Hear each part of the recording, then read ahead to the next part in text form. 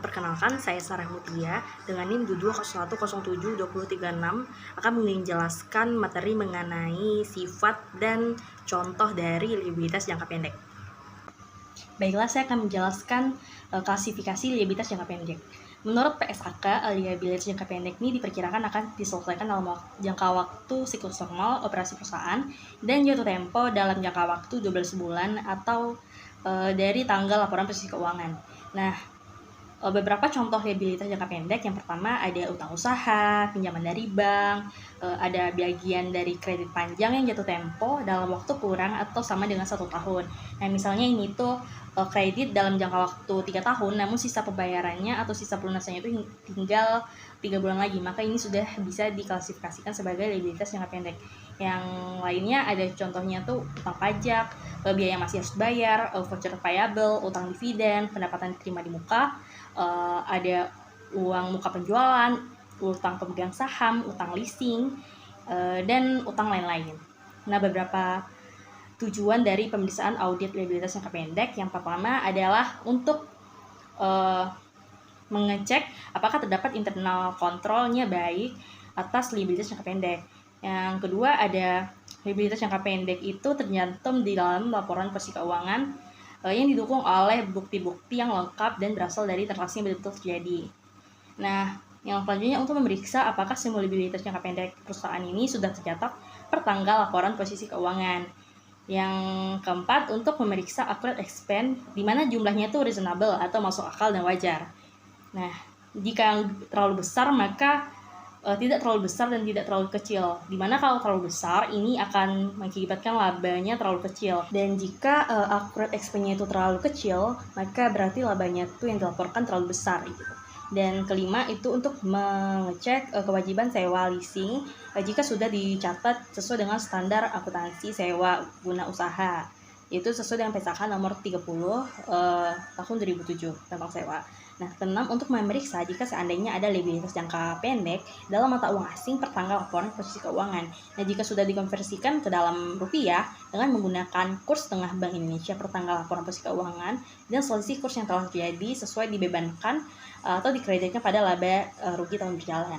Nah, yang ketujuh yaitu untuk mengecek biaya bunga dan bunga yang terutang dari liabilitas jangka pendek itu sudah tercatat di pertanggal laporan posisi keuangan. Yang ke-8 untuk mengecek biaya bunga liabilitas jangka pendek yang tercatat pada tanggal laporan posisi keuangan neraca itu betul terjadi dan dihitung secara akurat, yang merupakan itu termasuk dari bagian beban perusahaan. Yang ke-9 untuk mengecek apakah semua persyaratan dalam perjanjian kredit itu telah diikuti oleh perusahaan sehingga tidak terjadi bank default.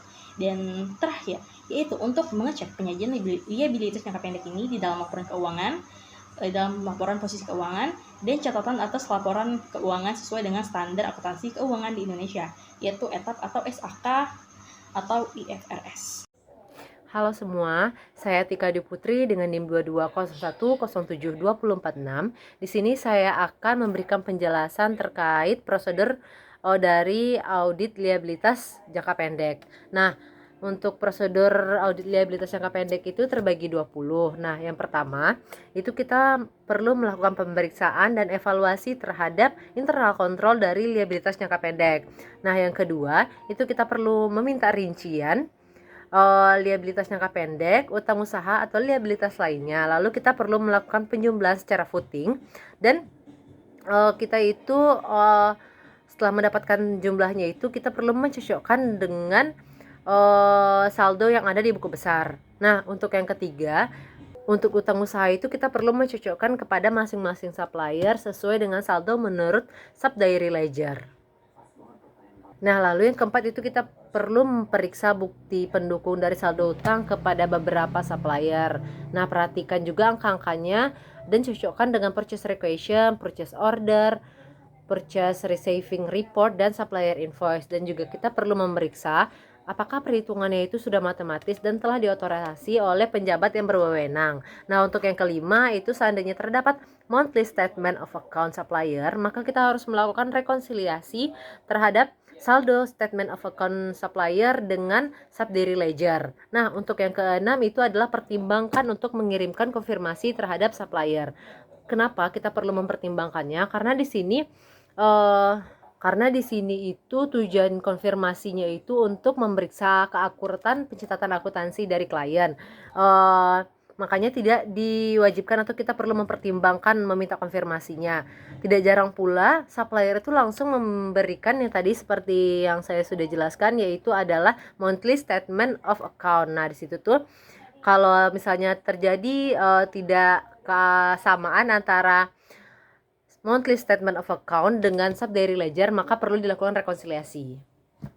Nah, yang ketujuh itu kita perlu memeriksa pembayaran setelah tanggal laporan posisi keuangan neraca. Nah, untuk di sini nih kita tujuannya memeriksanya untuk mengetahui apakah ada terjadi unrecovered liability, karena ketika ada pembayaran setelah tanggal neraca maka itu tidak dimasukkan ke dalam neraca. Nah, makanya kita perlu memeriksa apakah ada terjadi unrecovered liability. Kita perlu mereview buku pengeluaran kas tanggal laporan posisi keuangan yang mendekati dengan mendekati pelaporan laporan posisi keuangan. Nah, untuk yang ke-8 itu ada. Nah, yang ke-8 itu jika kita terjadi utang kepada bank seperti ada kredit modal kerja, kredit overdraft dan kredit investasi, maka kita akan perlu mengirimkan konfirmasi kepada bank, dan kita itu periksa juga surat perjanjian kredit terhadap bank dan periksa otorisasi atau direksi yang diperoleh dari bank tersebut. Nah, seandainya jika ada utang pemegang saham atau direksi atau perusahaan afiliasi lainnya yang perlu dibayarkan 1 tahun kemudian, maka kita perlu mengirimkan konfirmasi atau periksa perjanjian kreditnya. Nah, yang ke-10 itu jika ada utang leasing sewa, maka kita periksa apakah dia sudah sesuai dengan prosedur standar akuntansi sewa. Nah, untuk yang ke-11 itu kita perlu memeriksa perhitungan pembayaran bunga dan apakah jumlah beban yang tercantum di dalam laporan posisi keuangan itu juga sudah akurat.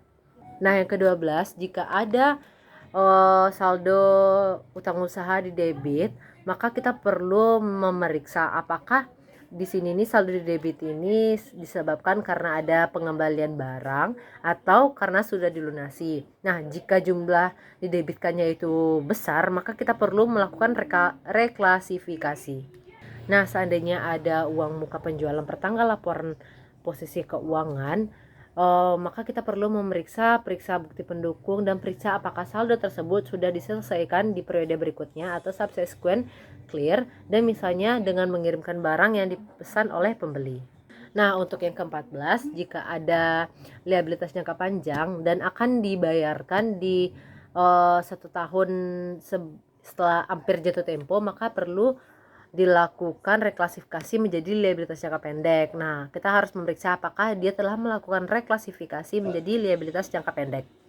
Nah, untuk yang ke-15 jika ada dalam laporan posisi keuangan itu kewajiban atau liabilitas itu dicantumkan dengan nilai mata uang asing, kita perlu memeriksa apakah ada dia tuh mencantumkan dalam nilai mata uang asing. Jika ada, apakah dia sudah mengkonversikannya ke kurs tengah BI dan selisihnya itu telah dimasukkan ke dalam laba rugi. Nah, untuk utang PPh 21 dan PPN kita harus periksa apakah dia sudah dilunasi di periode berikutnya. Nah, biasanya untuk utang PPh dan PPN ini dilunasi pada bulan Desember per 31 Desember, dilunasi pada Januari tahun berikutnya. Nah, yang ke-17 itu kita perlu memeriksa occurrence expense yang dibuat oleh perusahaan. Nah, di sini kita harus memeriksa karena di sini nih apakah accurate expense-nya itu reasonable, karena di sini kan dia hanya mengira-ngira atau mengestimasi nilai liabilitasnya. Nah, jika accurate expense-nya itu tidak reasonable, besar, maka itu tuh juga tidak bagus, dan jika terlalu kecil juga itu tidak bagus, karena kalau terlalu besar itu akan mengurangi laba, sedangkan jika terlalu kecil itu akan menambah laba. Nah, untuk yang ke-18 kita perlu memeriksa notulen direksi pemegang saham dan perjanjian yang dibuat perusahaan dengan pihak ketiga untuk mengetahui apakah semua kewajiban yang tercantum dalam notulen perjanjian tersebut sudah dicatat per laporan posisi keuangan. Nah, yang ke-19 itu kita akan kirim konfirmasi kepada penasihat hukum perusahaan, dan yang terakhir yang ke-20 itu kita periksa apakah penyajian liabilitas jangka pendek di laporan posisi keuangan neraca itu sudah sesuai dengan standar akuntansi keuangan etap PSAK dan IFRS. Terima kasih. Assalamualaikum warahmatullahi wabarakatuh. Perkenalkan, nama saya Fajir Rizky Sasana dengan nomor absen 11. Saya akan menjelaskan tentang sifat dan contoh liabilitas jangka panjang. Nah, langsung saja masuk ke materi. Menurut PSAK, liabilitas jangka panjang adalah kewajiban berbunga jangka panjang tetap diklasifikasikan sebagai kewajiban jangka panjang, walaupun kewajiban tersebut akan jatuh tempo dalam jangka waktu 12 bulan sejak tanggal laporan posisi keuangan apabila 1. Kesepakatan awal perjanjian pinjaman untuk jangka waktu lebih dari 12 bulan. 2. Perusahaan bermaksud membiayai kembali kewajibannya dengan pendanaan jangka panjang. Dan yang ketiga, maksud dari kedua tadi didukung dengan perjanjian pembiayaan kembali atau penjadwalan kembali pembayaran yang resmi disepakati sebelum laporan keuangan disetujui. Terdapat kewajiban yang akan jatuh tempo dalam siklus operasi tahun berikutnya, diharapkan dapat dibiayai kembali atau diperpanjang kembali sehingga tidak diharapkan adanya penggunaan modal kerja lancar. Kewajiban seperti ini merupakan bagian dari pembiayaan jangka panjang perusahaan yang diklasifikasikan sebagai kewajiban jangka panjang. Dalam hal ini tidak terdapat kewajiban perjanjian mengenai pembiayaan kembali, maka pembiayaan kembali tidak dapat diasumsikan sebagai hal yang terjadi secara otomatis sehingga liabilitas harus diklasifikasikan sebagai liabilitas jangka pendek.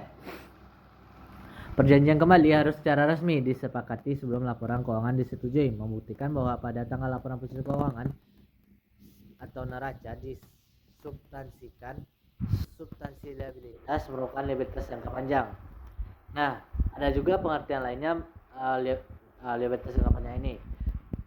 Liabilitas jangka panjang juga bermaksud atau dapat diartikan sebagai kewajiban perusahaan kepada pihak ketiga yang jatuh tempo atau harus dilunasi dalam waktu lebih dari 1 tahun. Berikut ada beberapa contoh liabilitas jangka panjang. Yang pertama, kredit investasi, yaitu pinjaman dari bank atau lembaga keuangan yang bukan bank yang digunakan untuk pembelian aset kecuali tanah. Jika pinjaman tersebut diperoleh dari bank atau lembaga keuangan luar negeri, maka disebut dengan offshore loan. Nah, yang kedua ada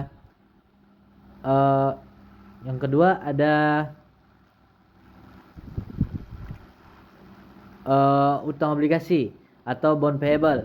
Utang obligasi yaitu pinjaman jangka panjang yang diperoleh oleh suatu perusahaan dengan menjual obligasi di dalam negeri maupun luar negeri. Nah, di Indonesia, perusahaan yang mengeluarkan obligasi harus mengikuti peraturan-peraturan yang dikeluarkan oleh Bapepam LK. Nah, saat sekarang ini sudah banyak lembaga perusahaan Indonesia yang mengeluarkan obligasi. Contohnya Jasa Marga, Astra, Mobilindo, Indomobil, dan lain sebagainya. Nah, ada beberapa jenis obligasi. Yang pertama ada registrasi bonds, yang kedua ada kupon bond, yang ketiga ada term bond, dan lain sebagainya. Nah, yang ketiga contoh liabilitas jangka panjang yaitu wesel bayar. Nah, wesel bayar ini yang jatuh temponya lebih dari 1 tahun, yaitu suatu pernyataan tertulis dari debitur bahwa ia berjanji untuk membayar sejumlah tertentu pada saat tertentu dan dengan memperhitungkan tingkat bunga tertentu. Yang keempat ada utang kepada pemegang saham atau perusahaan induk ataupun perusahaan afiliasi. Biasanya itu diberikan untuk membantu perusahaan anak atau perusahaan afiliasi baru mulai beroperasi dengan membutuhkan pinjaman tersebut bisa dikenakan bunga. Yang kelima ada utang subordinasi. Utang subordinasi yaitu utang dari pemegang saham atau perusahaan induk yang mempunyai beberapa sifat. Yang pertama yaitu tanpa bunga, 2 baru dibayar kembali pada saat perusahaan telah mempunyai kemampuan untuk membayar kembali utangnya. Yang ketiga mempunyai kemungkinan untuk dialihkan sebagai setoran modal. Yang keenam contoh liabilitas jangka panjang itu bridging loan. Nah, Bridging loan ini adalah pinjaman sementara yang akan dikeluarkan atau dikembalikan jika kredit investasi yang dibutuhkan perusahaan sudah diperoleh. Yang ketujuh ada utang leasing, yaitu utang yang diperoleh dari perusahaan leasing untuk pembelian aset tetap. Nah, bagian dari utang leasing yang jatuh tempo dalam waktu kurang dari 1 tahun dikelompokkan sebagai utang jangka pendek, sedangkan yang jatuh temponya lebih dari 1 tahun dikelompokkan sebagai liabilitas jangka panjang. Nah, sekarang ini istilah yang digunakan dalam etap adalah utang sewa. Nah, itulah materi tentang liabilitas, tentang sifat liabilitas jangka panjang dan contoh liabilitas jangka panjang. Semoga bermanfaat dan mohon maaf jika ada salah penyampaian. Saya akhiri. Terima kasih atas perhatiannya. Saya akhiri. Assalamualaikum warahmatullahi wabarakatuh. Tujuan dilakukan pemeriksaan liabilitas jangka panjang adalah untuk menentukan apakah terdapat internal kontrol yang baik atas liabilitas jangka panjang. Yang kedua, untuk memastikan apakah liabilitas jangka panjang yang menjadi kewajiban bagi perusahaan sudah benar-benar dicatat per tanggal laporan posisi keuangan dan diotorisasikan oleh pejabat yang berwenang. Yang ketiga yaitu liabilitas jangka panjang yang tercantum di laporan posisi keuangan betul-betul merupakan liabilitas jangka panjang perusahaan. Yang keempat, liabilitas jangka panjang yang berasal dari legal claim atau aset yang dijaminkan sudah dicatat dan diidentifikasi. Yang kelima, liabilitas jangka panjang dalam valuta asing per tanggal laporan posisi keuangan sudah dikonversikan ke dalam rupiah dengan kurs tengah BI per tanggal laporan posisi keuangan dan selisih kurs yang terjadi sudah dibebankan atau dikreditkan pada laba rugi tahun berjalan. Yang keenam, biaya bunga dan bunga yang terutang liabilitas jangka panjang serta amortisasi dari premium atau diskon obligasi telah dicatat per tanggal laporan posisi keuangan dan merupakan beban perusahaan. Yang ketujuh, biaya bunga liabilitas jangka panjang yang tercatat pada tanggal laporan posisi keuangan atau neraca betul telah terjadi, dihitung secara akurat, dan merupakan beban perusahaan. Yang kedelapan, semua persyaratan dalam perjanjian kredit telah diikuti oleh perusahaan sehingga tidak terjadi bank atau default. Yang kedelapan, bagian dari liabilitas jangka panjang yang jatuh tempo dalam 1 tahun yang akan datang sudah direklasifikasi sebagai kewajiban lancar. Kesepuluh, liabilitas jangka panjang berikut, diskon, premium, dan bunga yang timbul sudah dicatat dengan akurat dan diklasifikasi serta diungkapkan dalam laporan keuangan, termasuk catatan atas laporan keuangan sesuai dengan standar akuntansi keuangan etap atau PSAK atau IFRS. Oke, selanjutnya penjelasan dari audit prosedur jangka panjang. Yang pertama yaitu pelajari dan evaluasi internal kontrol atas liabilitas jangka panjang. Di mana auditor ini harus melihat apakah di perusahaan terdapat ciri-ciri internal kontrol yang baik atas liabilitas jangka panjang ini. Tujuan dari pemeriksaan ini dilakukan untuk tes transaksi compliance stance. Perlu dilakukan yang ada 4 pemeriksaan. Yang pertama ada pemeriksaan atas penerimaan pinjaman, yang kedua penerimaan atas pembayaran cicilan pinjaman, yang ketiga pemeriksaan atas perhitungan bunga pinjaman, dan yang terakhir pemeriksaan atas pembayaran bunga pinjaman. Yang prosedur selanjutnya yaitu dapatkan dan periksa ringkasan perubahan liabilitas jangka panjang yang ada sebagai berikut, yaitu diskon, premium, dan bunga selama periode yang diperiksa. Ringkasan tersebut harus menunjukkan perubahan selama setahun atau periode yang diperiksa, baik untuk liabilitas jangka panjang maupun bunganya. Yang pertama ada kewajiban harus terlihat saldo awal tahun, tambahan kewajiban dalam periode yang diperiksa, jumlah pembayaran yang dilakukan, dan saldo akhir tahun. Yang kedua, bunga harus terlihat utang bunga pada awal tahun, biaya yang dalam tahun tersebut jumlah pembayaran bunga tahun tersebut dan bunga yang terutang pada akhir tahun. Yang prosedur ketiga, kirim konfirmasi kepada bank yang antara lain menanyakan mengenai plafon kredit, saldo pertanggal laporan posisi keuangan neraca, tingkat bunga, jangka waktu pinjaman, dan jaminan kredit. Yang keempat yaitu minta salinan kopi perjanjian kredit untuk permanen file. Lalu perhatikan apakah data yang terdapat dalam perjanjian kredit tersebut sesuai dengan data yang tercantum di dalam kertas kerja pemeriksaan liabilitas jangka panjang ini. Prosedur selanjutnya yang kelima, periksa apakah perolehan atau penambahan liabilitas jangka panjang ini sudah mendapat persetujuan tertulis dari direksi atau dewan komisaris atau pemegang saham yang biasanya diberikan melalui notulen rapat. Yang keenam, periksa perhitungan bunga, pembayaran bunga, dan amortisasi diskon atau premium dari obligasi atau tie up jumlah beban bunga dan amortisasi diskon atau premium obligasi dengan jumlah yang tercantum pada laporan laba rugi. Diskon atau premium ini yang belum diamortisasi harus dilaporkan sebagai pengurangan atau penambahan dari nilai nominal obligasi.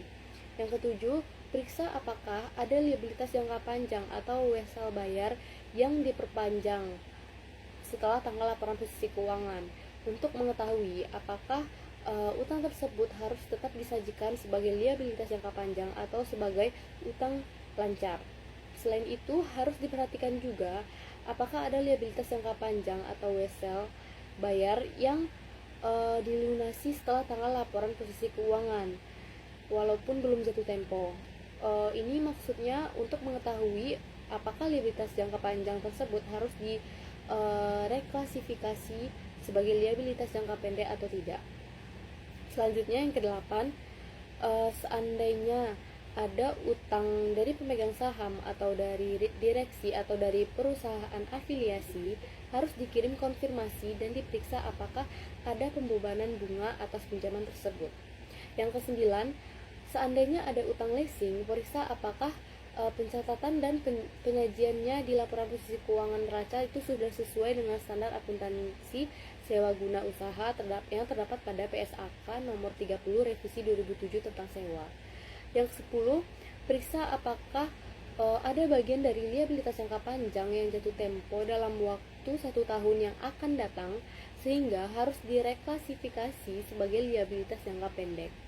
Yang ke-11, seandainya ada liabilitas jangka panjang yang harus dibayar kembali dalam mata uang asing, periksa apakah pertanggal laporan posisi keuangan ini sudah dikonversikan ke dalam rupiah dengan menggunakan kurs tengah BI per tanggal laporan keuangan neraca, dan selisih kurs yang terjadi sudah dibebankan atau dikreditkan pada laba rugi tahun berjalan.